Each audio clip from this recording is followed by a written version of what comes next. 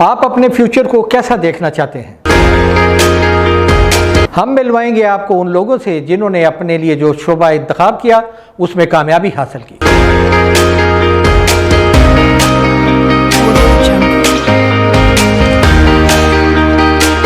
Career guidance programme है आप नौजवानों के लिए, पाकिस्तान का रोशन मुस्तकबिल।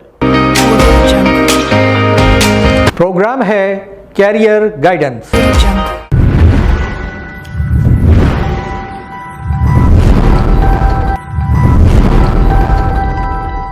पूरी दुनिया में जहाँ जहाँ भी मेरे इस प्रोग्राम को देखा जा रहा है, सबसे पहले आप सब तक मेरा सलाम पहुँचे। मोअज़्ज़ज़ नाज़रीन, जैसा कि आपको मालूम है कि ये कैरियर गाइडेंस का जो हमने प्रोग्राम शुरू किया है, इसका बुनियादी मकसद अपने नौजवानों को मुख्तलिफ़ पेशों के बारे में उनको मुख्तलिफ़ मालूमात फराहम करनी है और इसके साथ साथ उन लोगों का भी इंटरव्यू करके बताना है ताकि जो लोग इन मुख्तलिफ़ शोबों में काम कर रहे हैं ताकि उनको एक पूरी मालूमात मिल सके, ताकि वो अपने जो कैरियर है उसके फ़ैसले में उनकी कोई रहनुमाई हो सके। आज का जो ये प्रोग्राम है ये अपनी नौइयत का बहुत ही एक स्पेशल प्रोग्राम है। जैसा कि आप सब जानते हैं, दीगर मुलाजमतों के लिए भर्ती के अमल के बरक्स पाकिस्तान में कमर्शियल पायलट बनने का अमल न सिर्फ तवील है बल्कि ये बहुत पेचीदा भी है। अगर आपको पाकिस्तान में कमर्शियल पायलट बनने के अपने ख्वाब को पूरा करना है और उसमें आपको कोई रहनुमाई की ज़रूरत है, तो मेरा ख़्याल है कि आज आप बिल्कुल सही जगह पर मौजूद हैं, क्योंकि आज इस प्रोग्राम में हम कोशिश करेंगे कि इसके तमाम जो ख़ुसूसी इसके जो पहलू हैं, इसकी जो ज़रूरी मालूमात है उसको हम उसका अहाता करेंगे। और मेरी बड़ी खुशकिस्मती है कि मेरे साथ इस वक्त मौजूद हैं कैप्टन खालिद दुरानी। कैप्टन खालिद दुरानी पाकिस्तान के एक नामवर हवाबाज़ हैं और इनके साथ अभी मुलाकात हम शुरू करते हैं। तो आइए आपकी उनसे मुलाकात कराते हैं। कैप्टन दुरानी साहब, सबसे पहले तो मैं आपका शुक्रिया अदा करता हूं कि आपने मुझे ये मुलाकात का शर्फ बख्शा है। आपकी मसरूफियत को मैं जानता हूं, लेकिन मैं आपको ये बताता चलूं कि इस प्रोग्राम के लिए, ये पायलट के इंटरव्यू के लिए मुझे बहुत सारे ईमेल्स आए। You welcome sir, no problem, I am available at your service. आज जो है आपसे मैं पहला सवाल अपना ये करना चाहता हूँ कि फ़्लाइंग स्कूल में दाखिले से पहले कम अज़ कम जो है तालीमी काबिलियत एक नौजवान की क्या होनी चाहिए? आजकल के ज़माने में FSC, पुराने ज़माने में मैट्रिक। जब जिस ज़माने में मैं दाखिल हुआ था एयरफोर्स में, उसमें मैट्रिक रिक्वायरमेंट थी। अब वही रिक्वायरमेंट हो गई FSC second division to the last. अगर एक नंबर भी कम है you can not enter the inter. Khalid साहब, ये जो फ्लाइंग स्कूल में दाखिले के लिए एकेडमिक एलिजिबिलिटी जो है वो जब हासिल कर लेता है एक नौजवान, तो फिर उससे बाद दूसरा मरहला क्या है? नेक्स्ट स्टेप पे 2-3 रास्ते हैं। एक रास्ता है सिविल का, सिविल फ्लाइंग क्लब का जाएं, फ्लाइंग क्लब में वो form go to medical, civil aviation का मेडिकल होता है, वो स्टैंडर्ड पूरा हो जाए, then civil flying club will give you training. वो ट्रेनिंग ग्राउंड ट्रेनिंग भी होती है, फ्लाइट ट्रेनिंग भी होती है, और उसके साथ साथ आप फ्लाइंग भी करते रहते हैं, पढ़ते भी रहते हैं। आप एक्स्ट्रा क्लासेस लेनी चाहें तो क्लासेस अवेलेबल होती हैं। तो वो इस तरह करके पढ़ा लिखा पायलट बन जाता है, वो काम करने के लिए जो सिविल में होता है। अब रहा एयरफोर्स का, एयरफोर्स में दाखिल होने के लिए बड़े ही टफ एग्जामिनेशन होते हैं, बड़ी कंपटीशन होती है। ISSB जाना पड़ता है, SSB के बाद आपको सिलेक्ट हो जाएं खुशबुदी से तो PF college Risalpur, PF academy Risalpur जाना पड़ता है। फिर वहाँ 2 साल की 2.5 साल की ट्रेनिंग होती है, फ्लाइंग भी होती है और ग्राउंड स्कूलिंग भी होती है, then you become pilot. Khalid साहब, ये पायलट बनने के ख्वाहिशमंद जो नौजवान हैं, इनके लिए फिज़िकल फिटनेस कितनी अहमियत रखती है, इसके बारे में ज़रा बताइए। जी हाँ, बिल्कुल। ये तो फिज़िकल फिटनेस तो आप स्पोर्ट्स से भी कर सकते हैं ना। ये नहीं कि एक पढ़ाकू आदमी सिर्फ पढ़े, ये नहीं है कि सिर्फ खिलाड़ी बन जाए। उसको पढ़ना भी चाहिए, उसको काबिल भी होना चाहिए और फिज़िकल फिटनेस भी होनी चाहिए। He should go for various kind of sport to keep himself fit. Reaction वाले जो काम हैं, लाइक बैडमिंटन है, टेबल टेनिस है, और ये क्या होती है चिड़ी छिक्का जिसे बोलते हैं, जी, बैडमिंटन। वो वाला वो बल्लेबाज होना चाहिए। All these they develop your human senses, इंसान की ह्यूमन एबिलिटीज को डेवलप करती हैं ये चीज़ें। तो that is what is requirement is letter. Sir ये जो बताइए कि जब एक नौजवान जो है वो एकेडमिक एलिजिबिलिटी भी उसमें आ जाती है, फिर उसमें उसका जो है उसके लिए बिल्कुल अभी वो समझे कि अभी वो दाखिला लेने के लिए तैयार है, तो उसके बाद जो है दूसरा मरहला क्या है? उसकी स्क्रीनिंग होती है एडमिशन के लिए, लाइक मेडिकल होता है और उसकी भी स्क्रीनिंग है मेंटल सेंटर है। फिर उसके एजुकेशन लेवल को टेस्ट करने की टेस्ट सिविल एविएशन में भी होती है, एयरफोर्स में तो बहुत सख्त होती है। तो इसका स्टैंडर्ड होने के बाद ही selected for training, and after the training there are checks, there are examination, there are test. Khalid साहब आप ये बताइए कि ये जो मेडिकल टेस्ट है, ये तो आपने बताया कि ये बड़े ही इसकी अहमियत है, तो ये मेडिकल टेस्ट कौन सा इदारा है जो कि मेडिकल टेस्ट लेता है? ये सिविल एविएशन हेडक्वार्टर, अच्छा, सिविल एविएशन एयरपोर्ट के ऊपर एक हेडक्वार्टर सिविल एविएशन का मेडिकल होता है। उसके अंदर एक लोअर लेवल के भी होते हैं जो 6 महीने के 6 महीने होते हैं, हायर लेवल के भी होते हैं। और बड़े बड़े शहरों में लाइक लाहौर, पिंडी, इन जगहों पे बड़े मेडिकल टेस्ट का बोर्ड कायम है। वो अनाउंस किए हुए हैं, गवर्नमेंट ने बताया हुआ है कि फलाना डॉक्टर फलाने काम के लिए ऑथराइज्ड है। ये जो मेडिकल टेस्ट जो है ये पास करने के बाद जो है एक नौजवान जो है वो फ्लाइंग स्कूल में जाता है। आप बताइए कि पाकिस्तान में कहाँ कहाँ जो है फ्लाइंग स्कूल मौजूद हैं? फ्लाइट स्कूल पाकिस्तान में कराची में है जो बहुत कम, जिसका बहुत छोटा है, और फिर नवाबशाह में है, नेक्स्ट नवाबशाह। नवाबशाह वाला मेरा ख्याल ख़त्म हो गया है दोनों, दैन मुल्तान, दैन लाहौर, जी, दैन पिंडी एंड पेशावर। ये जो फ्लाइंग स्कूल है इसमें किस तरह की ट्रेनिंग होती है? फ्लाइंग स्कूल के वहाँ ट्रेनिंग होती है बाकायदा। अच्छा। फ्लाइंग ट्रेनिंग होती है, ग्राउंड ट्रेनिंग होती है। ग्राउंड ट्रेनिंग में सब्जेक्ट पढ़ाए जाते हैं, उनका इम्तिहान होता है रेगुलर, अपना कर रहे, साथ साथ फ्लाइंग होती रहती है। ग्राउंड ट्रेनिंग और फ्लाइंग आवर्स के बारे में कुछ बताइए। बात यह है कि हवाई और ग्राउंड मिला के आवर्स पूरे करने होते हैं। अच्छा। इनिशियल 40 आवर्स के करीब होते कहते हैं, उसको कहते हैं प्राइवेट पायलट लाइसेंस। प्राइवेट मतलब इस तरह है जिस तरह आप अपनी गाड़ी चला सकते हैं, आप किसी पैसेंजर को नहीं ले जा सकते, किसी और काम पे नहीं रख सकते, लेकिन आप प्राइवेट। फिर आता है कमर्शियल, उसका higher standard, that is after 200 hours. तो 200 आवर्स के ऊपर आप कमर्शियली जहाज़ को इस्तेमाल कर सकते हैं। कमर्शियली का मतलब आप कार्गो ले जा सकते हैं, आप पैसेंजर ले जा सकते हैं, आप VIP ले जा सकते हैं, आप VIP ना होता ले जाते, वो होता है CPL। फिर बड़ा जहाज़ बजा, उससे बड़ा जहाज़ लाइसेंस है, उसको हम कहते हैं ATP या ALTP, airline transport pilot licence. वो बड़े जहाज़ जो हैं जो गालिबन 40 kg से ज़्यादा हैवी हैं, वो उसका कप्तान बन सकता है।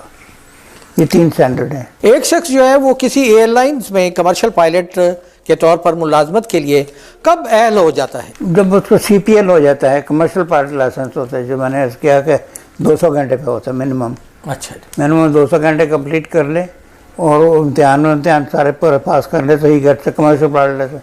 तो that is the threshold for entry into the airline और एनी अदर बिजनेस। तो कैप्टन साहब आपने तो बड़ा ये तवील सफ़र करके तय जो है फिर आप पायलट बने, तो आपने किन किन एयरलाइंस में बतौर पायलट खिदमत अंजाम दी? ओह, मेरा क्या पूछते हैं जनाब, मैं तो दुनिया में आवारागर्दी करता रहा सारी उम्र। I joined Pakistan air force. I was very lucky to have been selected in Pakistan.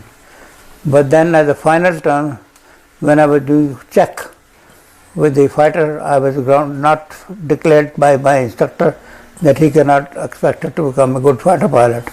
Right. So he grounded me. I got the giant ground job as an air traffic control. As an air traffic control officer, I worked 8 years. And then by that time, I had picked up civil flying. Peshawar flying club में instructor बन गया और मैं civil flying भी करता रहा। जब मेरे पास 1000 घंटे करीब हो गए तो मैंने दरख्वास्त दी कि मेरे स्टेशन कमांडर वही थे जिसने मुझे से ग्राउंड किया था, मरहूम। तो वो उन्होंने कहा कि तो बेहतर for you is that you leave the air force and join some civil flying. he recommended me for secretary flying, and I joined various flying club, various here and there, and then I joined APA. उसमें काफ़ी सारे लोग देखने पड़े, मतलब Iran में भी रहा, नाइजीरिया में रहा, सऊदी अरेबिया में काम किया, फिर PIA ज्वाइन किया। पायलट के तौर पर अपनी खिदमत के दौरान आपने कितने मुल्कों को देखा और कितने लोगों से, मुख्तलिफ लोगों से आपकी मुलाकात हुई? Almost all the world except couple of right. चंद एक मुल्क होंगे जो नहीं गए होंगे। हमें मुल्क देखने से नहीं होता सर, बात यह है कि मुल्क जहाज ऊपर जा रहा है, like 747 flies at 30-40,000 feet, 40,000 feet पे उसका इंस्ट्रूमेंट वगैरह सेट कर दिए और जाने। यहाँ से लंदन तक कितने जहाज, कितने मुल्क गुजर गए कुछ पता नहीं हमें, नीचे हैं, उनके सारे चेंज करते रहते हैं। कोई ऐसा दिलचस्प वाकया जो आपको कभी कभी जब आप तन्हाई में बैठते हैं तो आपको कोई याद आता हो, ऐसा वाकया? नहीं, वो तो बड़े होते हैं। मसलन other day I was a को पायलट ऑफ अ कैप्टन, उसकी ज़िंदगी में पहली फ्लाइट थी 747 पे जी, उसका नाम है captain Shakeel Khan. He demonstrated a flight to me. I was his co-pilot, he was the captain, but this was his first flight as a commander on that. Otherwise he was training. He did a flight which was wonderful, which was absolutely to the dot. Performance-wise, he was number one, and I commended him. I said, Captain, you have shown me a flight today which is not shown by many pilots. Cannot be. I was a very senior co-pilot at that time. right. So other day, he still remembers that. I still remember him, although he was junior to me in Air Force. Right. And otherwise flying junior था, लेकिन PIA में आके वो senior हो गया. जी, He joined PIA earlier, so he became senior. सही बात। But he also said, he said, sir, your kind of observation I have never seen anybody. I had a very qualified experience, to observe all these things. And I really admired him. I also admired him that you have shown me a landing on a 747 which very few pilots have done it. right. Shakil Khan was extraordinary. It was his first flight of the Jumbo. Mine was about 3,000 hours or something. But I was a very qualified person to comment all these things. And he also remembered that आज वो 20-22 साल के बाद he called me up, he talked to my son, he said, I still remember your father, he commented me. तो इस किस्म के वाक़यात हैं और बड़े बड़े वाक़यात होते रहते हैं ज़िंदगी में, दिलचस्प भी हैं, बुरे भी हैं, अच्छे भी हैं। कैप्टन साहब, आपके ख्याल में एक अच्छा पायलट बनने के लिए किसी भी नौजवान लड़के में या लड़की में क्या क्या खसूसियात होनी चाहिए? अच्छा आदमी होना चाहिए उसमें। नहीं, ये तो बड़ा मुश्किल हो जाएगा। अच्छा आदमी होगा? अच्छा आदमी तो बहुत मुश्किल होता है, लेकिन ये कि फिजिकली फिट हो, मेंटली फिट हो, जी, लेवल वाइज ही शुड बी, फने खान नहीं बने, अक्ल खान नहीं बने, तोतो खान नहीं बने, अपने आप को। और हमारी ड्यूटी है सिविल फ्लाइंग में हमारी duty A to B flying करना। यहाँ से लाहौर मैंने जाना है, that is my mission. My mission is not to shoot down the enemy aeroplane, वो दूसरे जहाज के साथ एंगेज करना किसी और का काम है, एयरफोर्स वालों का काम है। सिविल फ्लाइंग के अंदर हमारा काम सिर्फ बंदों को एक जगह से दूसरी जगह most comfortable, most safest place पर ले जाना है। सही बात। That is what the duty of the airline pilot है। हमारा airline pilot is very boring job in a way. आप चंद दफ़ा आते जाते हैं तो मालूम होता है यार रोज़ ही इस काम पे लगे हुए हैं, है ना। यहाँ से लंदन जाना पहले तो बड़ा एक्साइटिंग था, वो जाते ऊपर ये इधर ड्राइवर को करते कराते 2-4 दफ़ा जाए तो बंदा बोर हो जाता है। लेकिन at the same time professional people make it trill professional. उसमें वो comfort of the passenger, safety of the passenger, the aeroplane handling and everything else is। देखिए जहाज़ का ये खूबी है कि जहाज़ वही होता है जो हर रोज़ उड़ता है, लेकिन हर रोज़ उसके अंदर नई हालात होते हैं। अगर आप लंदन से टेक ऑफ कर रहे हैं तो हर रोज़ टेक ऑफ एक जैसा नहीं होता। सही बात है। कभी हवा को बहुत मुख्तलिफ है, कभी आगे परिंदे आ गए हैं, कभी ट्रैफिक है, कभी कुछ है, कभी कुछ। Every day scenario is different, so you have to live with the scenario. Any pilot who lived in the past is a bad pilot.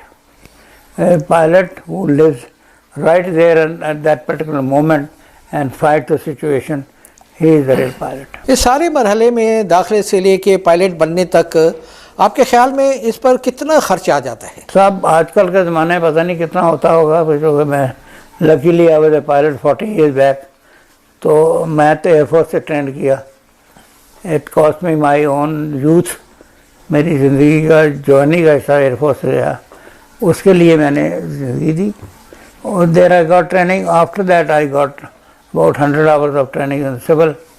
उसका काफ़ी मुश्किल था पैसा पैदा करना, क्योंकि I was doing a ground job. I was not earning very high job, so it was very difficult to pay for those 100 hours. Captain साहब, आपने अपने लिए जिस शोबे का इंतखाब किया, यकीनन आप उसमें बहुत ही कामयाब रहे.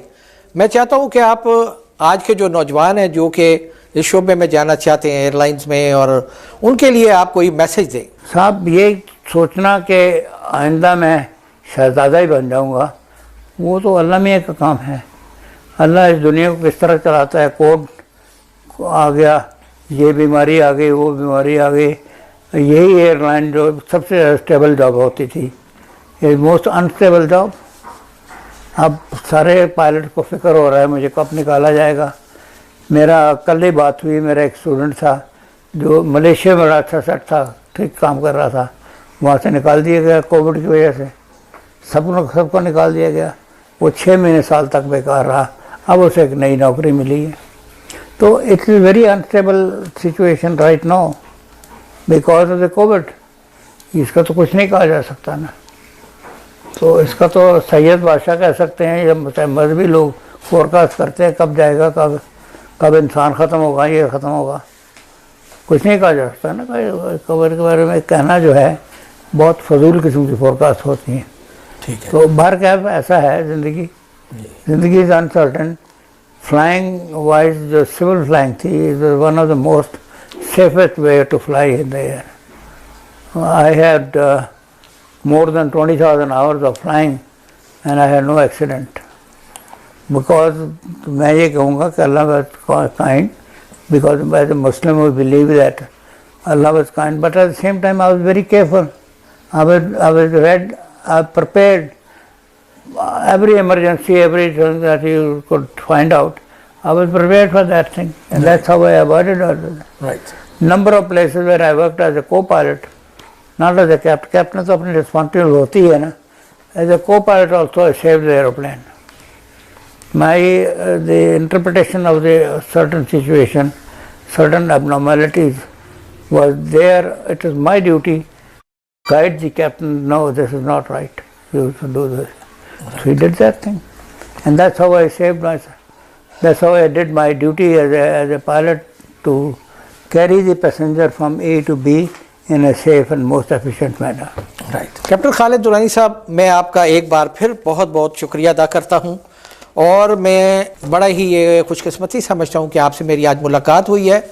नाजरीन, आपने कैप्टन दुरानी साहब की पूरी गुफ्तगू को सुना है, और मुझे पूरा यकीन है कि वो नौजवान जिनका ये ख्वाब है कि वो पायलट बने, उनको ये जो मालूमात है उनके बहुत काम आएगी. और आप जो है अपने कमेंट्स में हमें कमेंट कर सकते हैं, अपनी कोई राय मशवरा दे सकते हैं. और अब जिन लोगों का कोई इंटरव्यू चाहते हैं कि हम अब इस प्रोग्राम में पेश करें, तो आप अपना कोई हमें मैसेज करें. तो नाजरीन, अगले मेहमान के साथ फिर मैं किसी दिन हाज़िर होऊंगा. उस वक्त तक इजाज़त दीजिए. खुदा हाफ़िज़.